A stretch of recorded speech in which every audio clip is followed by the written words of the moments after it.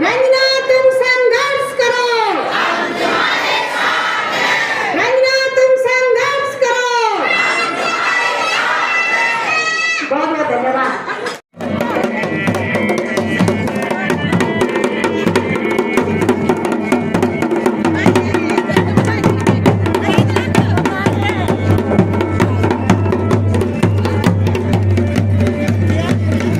नमस्ते दोस्तों, स्वागत है आपका एक नए ब्लॉग में। इस समय बजे हुए हैं सुबह के 11। जैसे कि आप लोग जानते ही हैं, कोटद्वार में मेयर पद और पार्षद पद के चुनाव 23 जनवरी को होने जा रहे हैं और चुनाव प्रचार जोरों शोरों पर है। सब अपना अपना भाग्य आजमा रहे हैं। तो आज हो रहा है दुर्गपुर में जय वेडिंग पॉइंट में श्रीमती रंजना रावत जी का संबोधन। तो मैं भी जा रही हूँ वहाँ। तो चलिए चलते हैं जय वेडिंग पॉइंट में।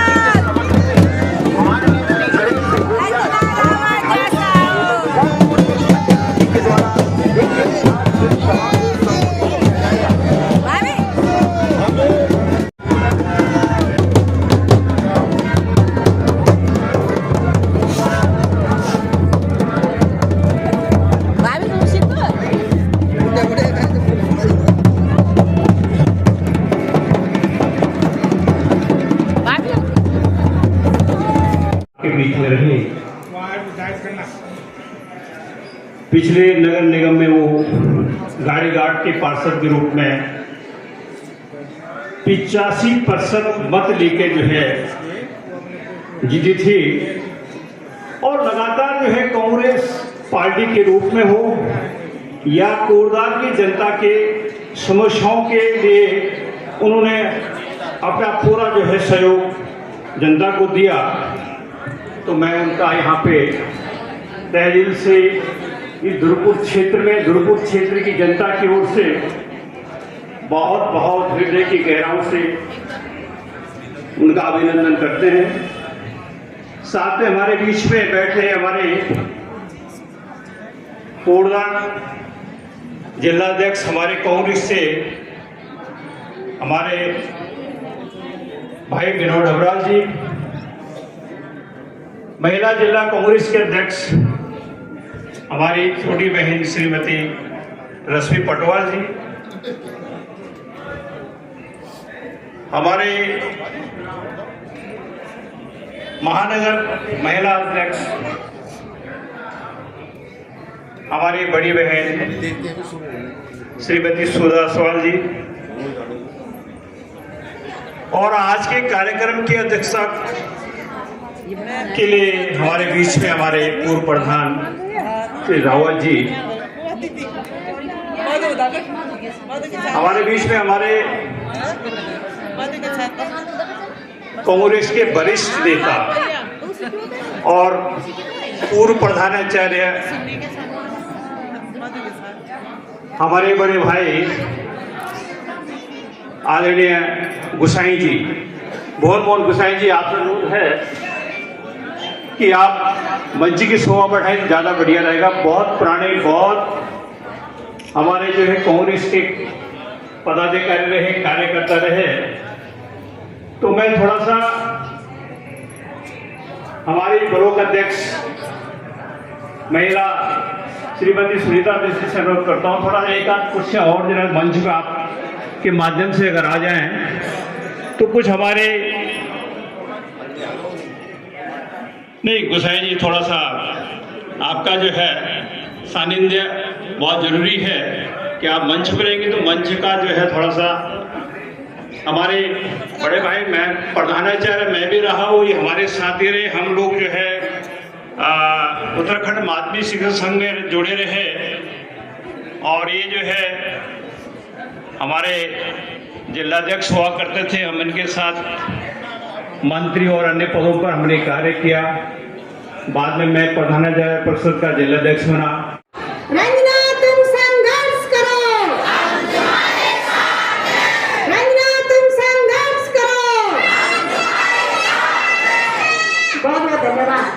सबसे पहले तो मैं आप माता बहनों को अनुरोध करना चाहूंगी जो इतना अमूल्य समय हम दे दिया है और ये जय वेडिंग पहले तो सोलह बड़ा पहले मैं अपने मातृ शक्ति को बहुत बहुत धन्यवाद करना चाहती हूँ कि मातृ शक्ति सभी ग्रहणी छन और जो मान लगी तो वो भी ग्रहण। यहाँ पे हमारे और अपने मन की बात रखी है आपके सामने, टैक्स की बात रखी है, मैं उन बातों पे ज्यादा नहीं जाऊंगी, लेकिन एक बात कहना चाहती हूँ। हमारी पार्टी ने एक विश्वास दिलाया, एक महिला, जैसा कि डबराल भाई ने कहा कि एक महिला प्रत्याशी पे विश्वास दिलाया, वो आपके सामने उपस्थित है और जितना यहाँ पे सभी लोगों ने बताया है श्रीमती रंजना रावत जी के लिए, आप सब भी उससे परिचित हैं। जैसे एक महिला अपने घर की बागडोर संभालने में सक्षम होती है, वैसे ही श्रीमती रंजना रावत जी भी आपके सामने अपने कार्यों के द्वारा, अपने सामाजिक कार्यों के द्वारा आपके सामने पहले भी उपस्थित रही और आगे उपस्थित रहेंगी, जिसमें आप सबका आशीर्वाद, सहयोग और वोट बहुत जरूरी है। ये बात मैं इसलिए कह रही हूँ, लोग कार्यक्रमों में आते हैं, सुनकर चले जाते हैं, उस पर गौर नहीं करते। आज यहाँ पे मेयर की बात है। मेयर मतलब कोटद्वार विधानसभा की समस्याएं, वार्ड की समस्याएं। जब विधानसभा की बारी आती है तो वो पूरे राज्य की बात आती है, जब संसद की बात आती है तो वो पूरे देश की बात आती है। आज मेयर प्रत्याशी की बात है तो आपको अपने कोटद्वार से लेकर के अपने वार्डों के बारे में सोचना है, अपने वार्डों की समस्याओं के बारे में सोचना है। तो ये आपको आकलन करना होगा कि हमें कैसा प्रत्याशी अपने सामने चाहिए। जो बातें आपके सामने सबने कही, टैक्स वाकई में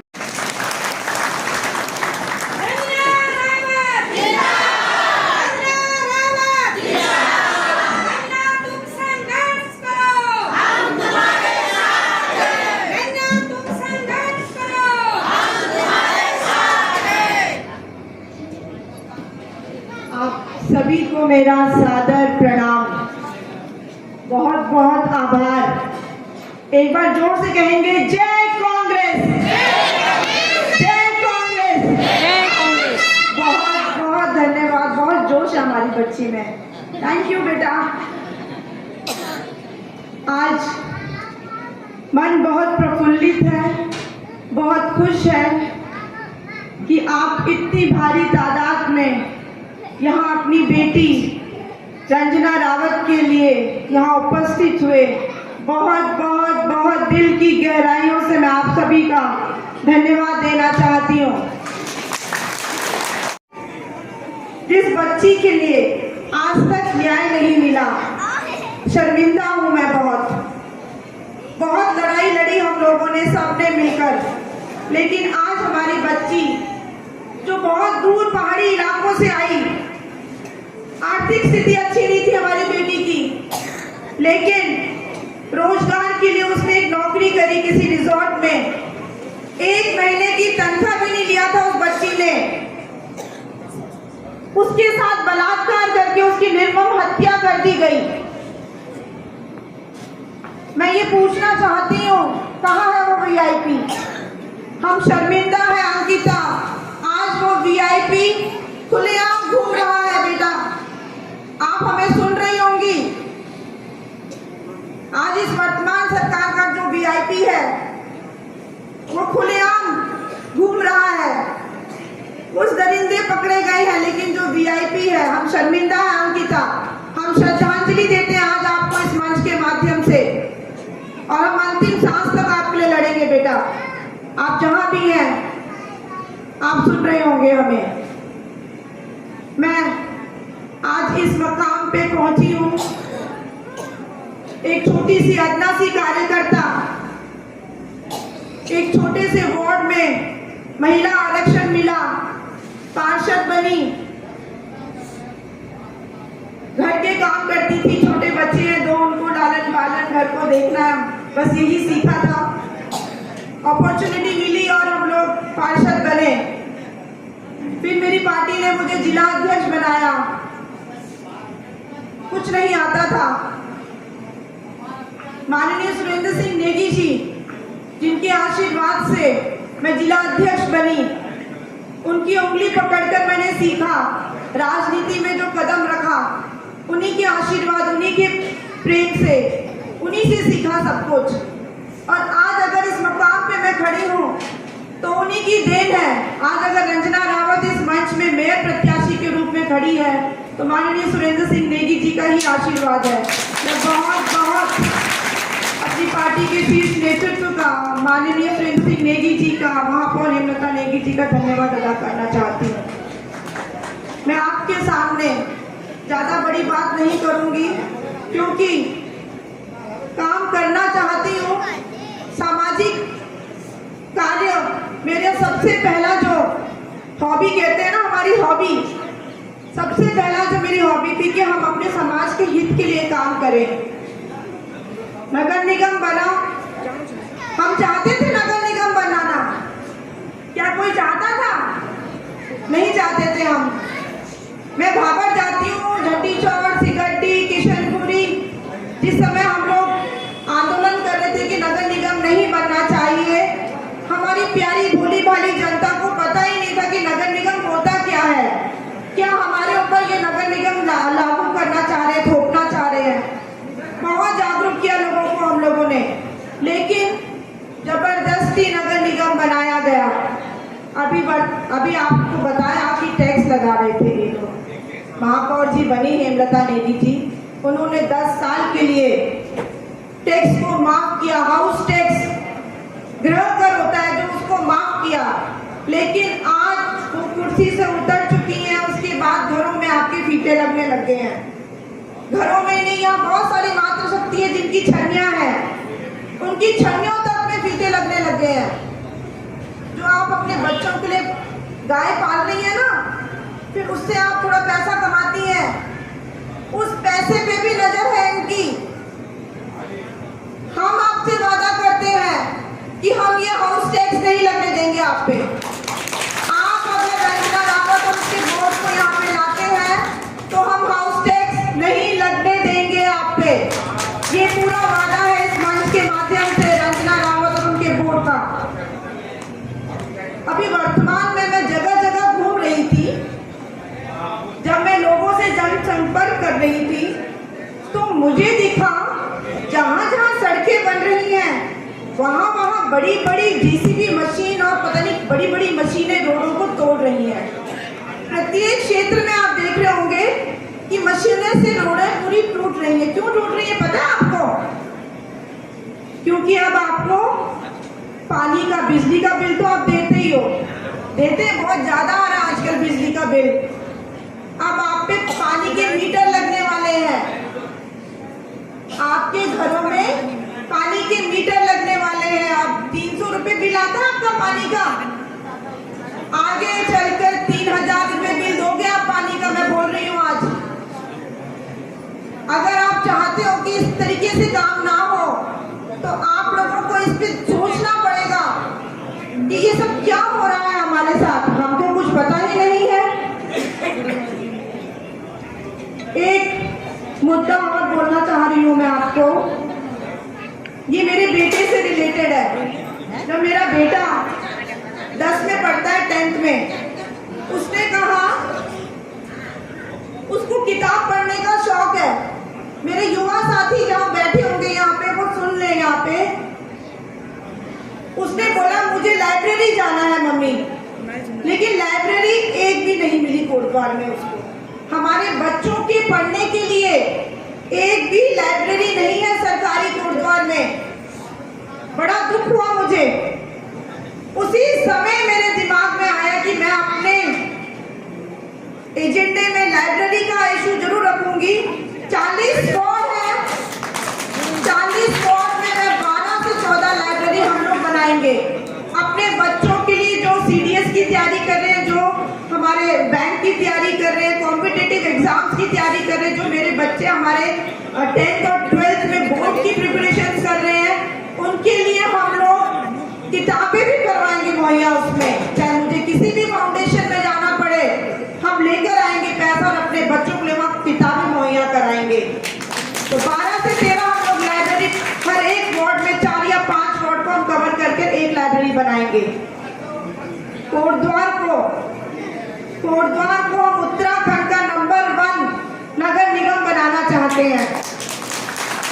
कोटद्वार को हम उत्तराखंड का नंबर 1 नगर निगम बनाना चाहते हैं। कैसे बनाएंगे? साफ, स्वच्छ, सुंदर नगर निगम बनाएंगे। कैसे बनाएंगे? सबसे पहले जो नगर निगम की सफाई करते हैं हमारे सफाई कर्मचारी, हम सोचते हैं कि मेरे वार्ड ध्रुवपुर में, लालपुर में ये सफाई नहीं करते हैं। ये ठंड हो रही है, कोहरा लगा हुआ है, बारिश हो रही है, यदि कूड़ा लेने ही नहीं आए। कभी हमने उनके बारे में सोचा कि वो क्यों नहीं आ पा रहे, सफाई क्यों ढंग से नहीं कर पा रहे? हमने कभी उनके बारे में सोचा नहीं। बरसात है तो उनके पास रेनकोट नहीं है, उनके पास ग्लव्स नहीं है, उनके पास गम बूट्स नहीं है, उनके पास हैट नहीं है, उनके पास उपकरण नहीं है। वो कैसे नालियां साफ करें? मैं अगर अपने कर्मचारी को बोलती हूँ कि आपको ये नाली साफ करना है, वो बोलते मैडम मेरे पास एक बांस का डंडा तक नहीं है। ये हमारा जो एक्सपीरियंस है, मैं अपना एक्सपीरियंस बता रही हूँ आपको। तो कर्मचारियों के पास औजार नहीं है, उनके पास कपड़े नहीं है, बूट्स नहीं है। तो हमने ये वादा कर रही हूँ मैं अपने सफाई कर्मचारियों से कि हम लोग पहले आपके बारे में सोचेंगे, आपके स्वास्थ्य के बारे में सोचेंगे कि आप स्वस्थ रहेंगे तब हमारा कोटद्वार नंबर 1 कर पाएगा। कर्मचारी पहले 11 वार्ड थे हमारे, अब 40 वार्ड हो चुके हैं। हम लोगों को कर्मचारी भी बढ़ाने पड़ेंगे। हम कहते हैं रोजगार की बात करते हैं, हम रोजगार नहीं है, रोजगार नहीं है। 11 वार्ड थे, कर्मचारी उतने के उतने, हमको 40 वार्ड हो गया। हमें कर्मचारी क्या करने पड़ेंगे? अब डबल से ट्रिपल करने पड़ेंगे, और डबल से ट्रिपल करेंगे तो आपके ही लोगों को, हमारे ही बच्चों को क्या मिलेगा? रोजगार मिलेगा। तो ये एक रोजगार के लिए भी एक पहल है हमारी तरफ से नगर निगम के अंतर्गत। जो मेरे दायरे में है मैं उतनी हद रखूंगी, मैं बहुत बड़ी बातें नहीं करूंगी आपके बीच में। जो नगर निगम के अंतर्गत जो दायरा आता है उसी के अंतर्गत मैं बात करूंगी, उसी अंतर्गत मैं अपने कर्मचारियों को रोजगार दिलाने की बात करूंगी। जंगली जानवर से आप लोग बहुत परेशान हैं परेशान। अभी मैं शिवपुर घूम रही थी आपकी मीटिंग से पहले या ध्रुवपुर की मीटिंग से पहले, हमारी एक महिला ने बोला मैडम बंदरों को नहीं पकड़ोगे तो फिर हम वोट कैसे देंगे? अभी सुधांशवाल आंटी जी है ना, मैं सुबह मॉर्निंग वॉक में गई और बंदर ने पीछे से उन पे हमला कर दिया। बड़ी मुश्किल से ठीक ठाक करके आंटी को बिठा रखा है यहाँ पे। मतलब बहुत बुरी स्थिति है बंदरों की और सांड की।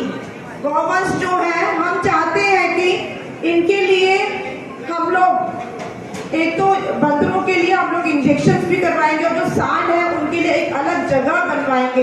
एसडीएम से बात हो चुकी है मेरी पहले, एसडीएम से 2 महीने पहले हमारी बात हो चुकी है और जगह जगह जहाँ भी सरकारी जमीनें हैं वहाँ पे हम इन गौवंशों की व्यवस्था करवाएंगे। ये बात हमारी पहले ही हो चुकी है टिकट मिलने से पहले। काम ऐसा नहीं है कि बिना पद के नहीं होता, बिना पद के भी काम होता है। इसीलिए मैं कह रही हूँ कि अगर आप एक स्ट्रॉन्ग पद रंजना रावत को देंगे तो हम इससे भी अच्छा काम आपको करके दिखाएंगे। जो मेरे दिल के बहुत करीब है, जो मुद्दा मेरे दिल के बहुत करीब है, और आप लोगों ने मुझे रामलीला के मंच में, जागरण में, जहाँ जहाँ भी किसी कार्यक्रम में मैं जाती हूँ वहाँ मैं बार बार आप लोगों को कहती हूँ नशा हमारे जो 15-16 साल के 13-14-15 साल के बच्चे नशा सूंघ रहे हैं, स्मैक का नशा, उसकी लड़ाई हम सब ने साथ मिलकर करनी है। जन जागरूकता अभियान चलेगा युद्ध स्तर पे। पुलिस प्रशासन से लड़ाई लड़नी होगी तो हम सब मिलकर लड़ेंगे, लेकिन हमको कोटद्वार से स्मैक को हटाना है। मैं आप लोगों से इसमें सहायता मांगती हूँ। बिना अकेले कुछ नहीं कर पाएंगे हम, हमें आपकी मदद चाहिए, आपके सहयोग की मदद चाहिए। इसमें हम लोग स्मैक को अपने कोटद्वार से दूर हटाना चाहते हैं। जो हमारे ट्रेंचिंग ग्राउंड का एक मुद्दा है, बार बार कह रहे हैं कि इसको शिफ्ट किया जाए।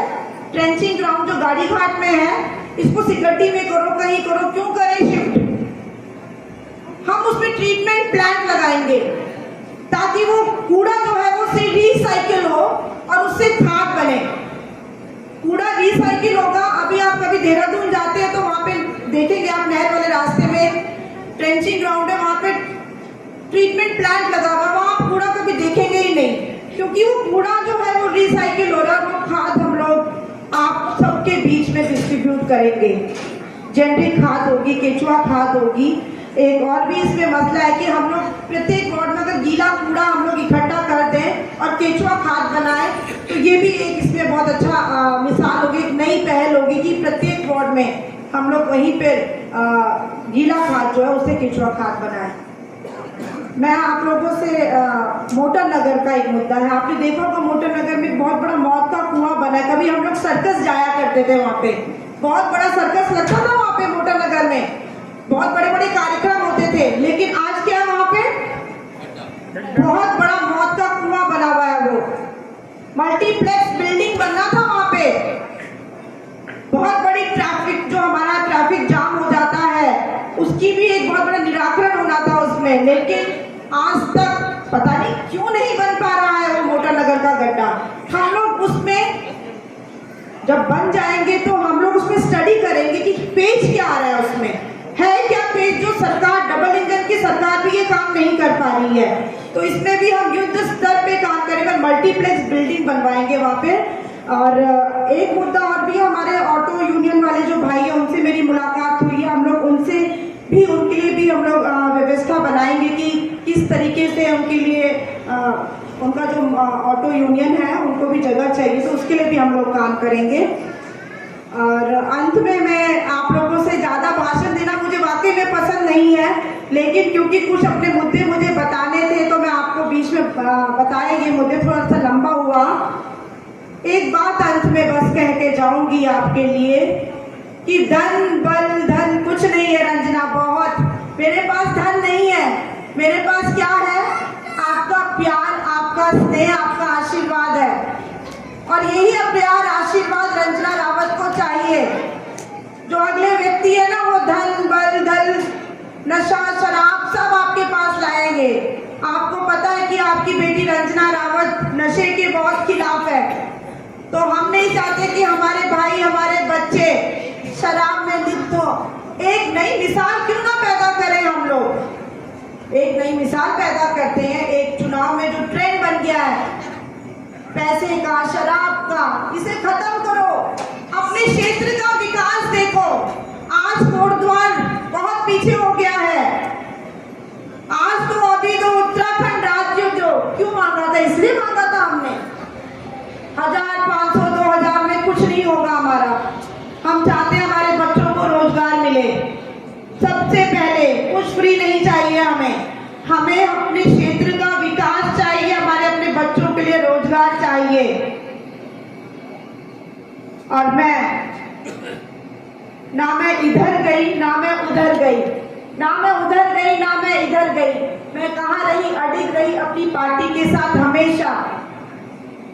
19 में टिकट मांगा, कांग्रेस में रही, नहीं मिला ना, नहीं गई ना मैं अपनी पार्टी में रही। 22 में टिकट मांगा लैंसडाउन विधानसभा से, नहीं मिला, कांग्रेस में रही, नहीं गई कहीं रंजना रावत। आज 2025 में हमने तो नहीं सोचा कि हम कभी इधर जाएं कभी उधर जाएं। कई लोग अपने स्वार्थ के लिए कभी इस पार्टी कभी उस पार्टी जाते हैं, लेकिन अगर आपने देखा होगा आज जो मेरा इस मंच पे मैं जो खड़ी हूँ आपके लिए, आप मेयर पद प्रत्याशी के रूप में, वो जो एक अडिग थी मैं अपनी पार्टी के साथ स्टैंड लेके खड़ी थी, यही कारण है कि आज रंजना रावत को कांग्रेस का प्रत्याशी बनाया गया मेयर का। मैं बहुत बहुत धन्यवाद देना चाहती हूँ आप सभी को कि आपका प्यार स्नेह ऐसे ही अपनी बहन के साथ, अपनी बेटी के साथ बना रहे। और अपील नहीं करूंगी क्योंकि आपका जो स्नेह हमेशा मेरे साथ रहता है। बहुत बहुत धन्यवाद। जय उत्तराखंड, जय भारत, जय कांग्रेस। प्रणाम।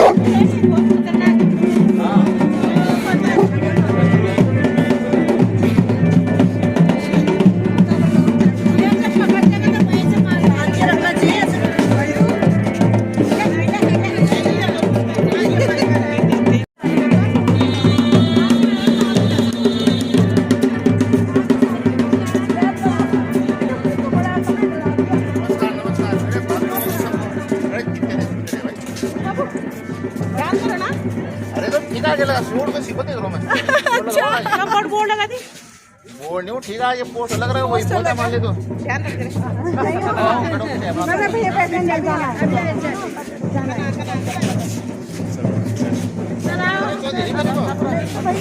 आप भैया बात नहीं दीजिए अरे बोलने की जरूरत नहीं है पर वो अच्छा वो हमारे देवर है, ये हमारे देवर है। और क्या कहते हो और क्या कहते हैं मेरे क्लासमेट भी है। ठीक है जी, ठीक है जी।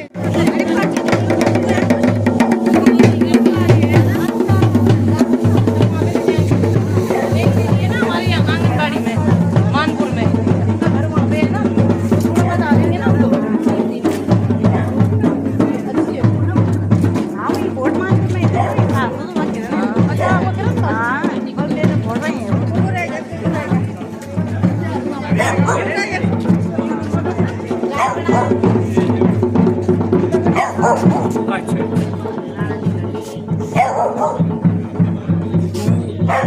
राजे लड़के हाँ हाँ बेटा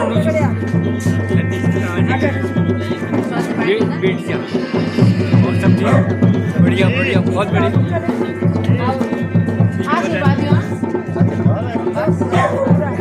ठीक है जाओ बाबे रंजना राव जिंदाबाद। दोस्ती अच्छा दोस्ती है। हाँ मैं बोला